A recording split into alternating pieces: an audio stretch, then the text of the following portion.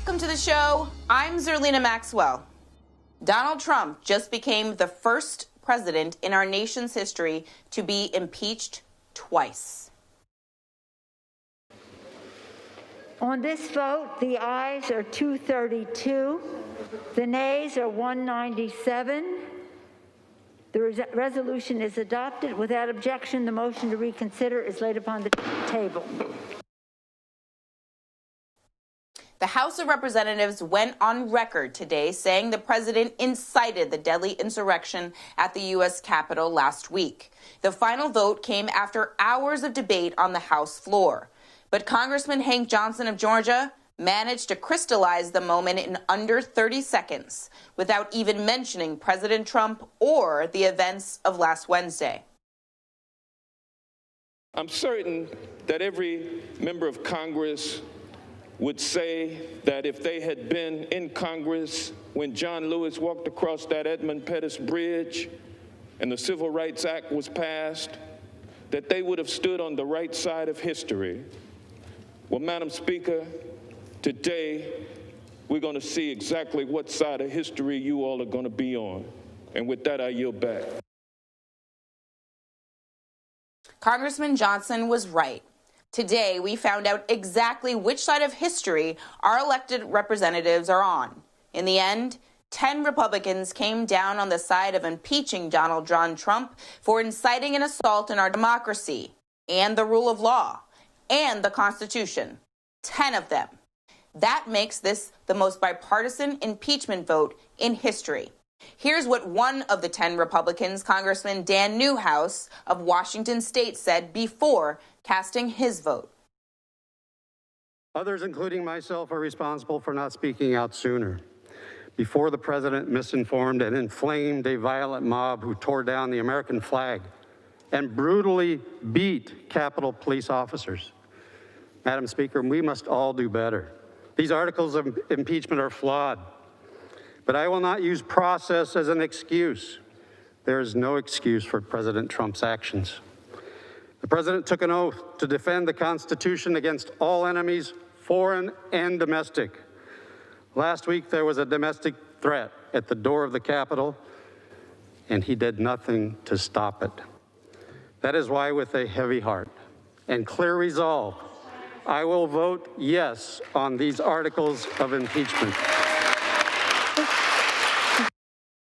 Congressman Dan Newhouse of Washington saying what so many Republicans did not have the courage to say, that there is no excuse for what the president did last week and that there must be consequences. And joining me now is Democratic Congresswoman Carolyn Maloney of New York. She is the chair of the House Oversight Committee, and she just voted to impeach President Trump a second time. Congresswoman, thank you so much for being here today. Senate Majority Leader McConnell said he will not reconvene the Senate before January the 19th for a trial. That means we will not see that impeachment trial before the president leaves office on the 20th. Are you disappointed about that? Was it your hope to see the president removed from office before Joe Biden is sworn in?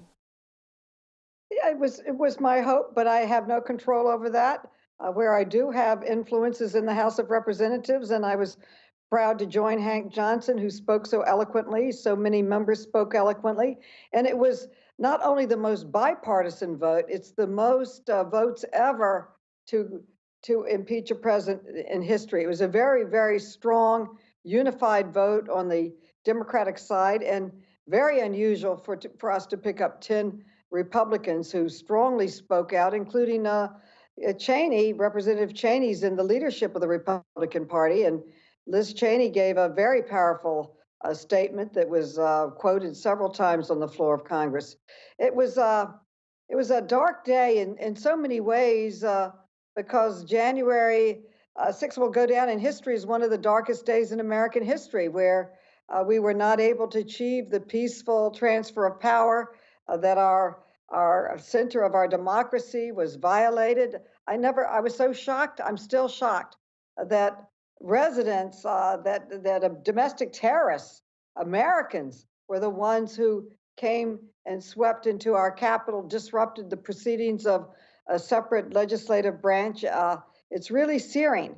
And you should see the Capitol now. They are ready for any action. We have roughly 15 to 20,000 National Guard, and they are armed. They have two fences, one around the Capitol, one around the perimeter of the House. And I cannot imagine that we will see a scene like the one we saw last week, which was heartbreaking. It definitely was heartbreaking, but it's really important that context that you just provided, again, for our viewers at home. We have to remember that it wasn't a random mob attacking the Capitol. The mob wasn't randomly attacking the Capitol at any moment. The president told them at that particular moment to go march up 1600 Pennsylvania Avenue because you were in the process of certifying the election for Joe Biden. And disrupting that process ultimately happened until you returned back after the insurrection to complete the process. And so it's important for the viewers at home to understand that the purpose of the riot was to interrupt the proceedings. Today, Senator McConnell also said he has not decided yet whether he will vote to convict in a Senate trial, but I think it's very interesting that he says that he's pleased to see this impeachment process go forward, this second impeachment. Do you actually think he has an open mind about this? If we were to see a Senate trial after Joe Biden is the president and, the country is moving on, trying to work on getting this vaccine for COVID distributed, do you think that the Republican caucus, led by Mitch McConnell, will have an open mind about the Senate trial proceedings? Well, I think we can only judge by what he said. And he clearly said he had an open mind, so I give him the benefit of the doubt. That's a big change from the past when he very adamantly would support the president.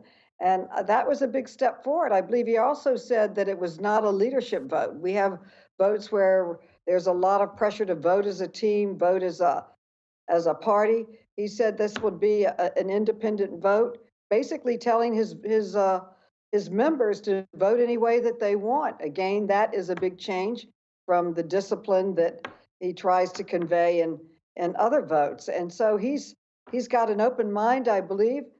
We may see the conviction of the President of the United States because of what he did and because of the leadership of 10 Republicans in the House. It's got to be impacting the decision of the senators. And we're now going home for a period of days before the inauguration. And when people go home, I think they're going to hear from the people they have the honor of representing, and they're going to say, how did this happen to our capital? It's a travesty to our democracy. It cannot be tolerated. It's undisputed that he aided and abetted and led this insurrection. And I do want to follow up that as chair of the Oversight Committee, we are sending letters out. We've had some briefings with the FBI on exactly what did they do to help in the preparations? What did they do that day? And how are they holding people accountable?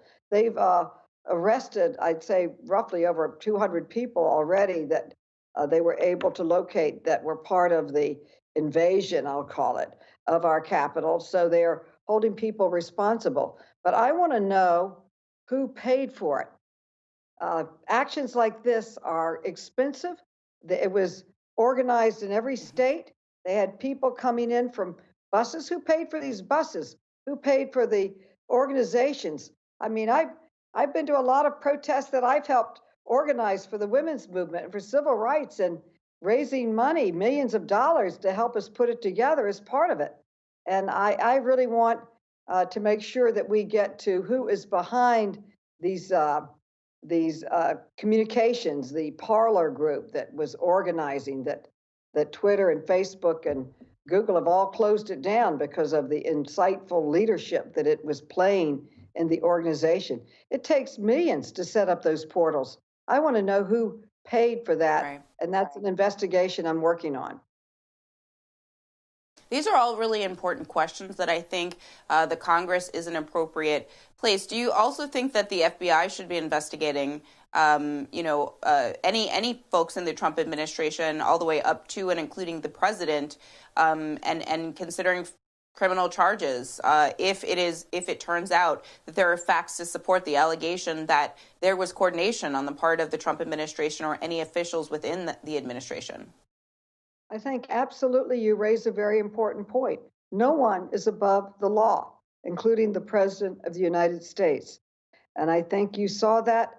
The rioters came in and disrupted the business of the legislature when we were carrying out our sacred duty to count the electoral college votes and to certify them to move forward with the steps towards the inauguration day. They closed us down. They disrupted the House of Representatives' work for the American people. First time in history that an insurrection of domestic terrorists have done so. So it is groundbreaking. And there are a lot of rumors out there, and none of them are good. And I hope the FBI is investigating all of them. And everyone should be held accountable. Absolutely. Absolutely. Accountability is extremely important, especially in a democracy like ours. Congresswoman Carolyn Maloney of New York, thank you so much for being here, and please stay safe. Hi, I'm Zerlina Maxwell. Thanks for checking out our channel on YouTube. You can see more from Zerlina by clicking any of the videos on this screen, and make sure you subscribe below to stay up to date on the day's biggest stories. Thanks for watching.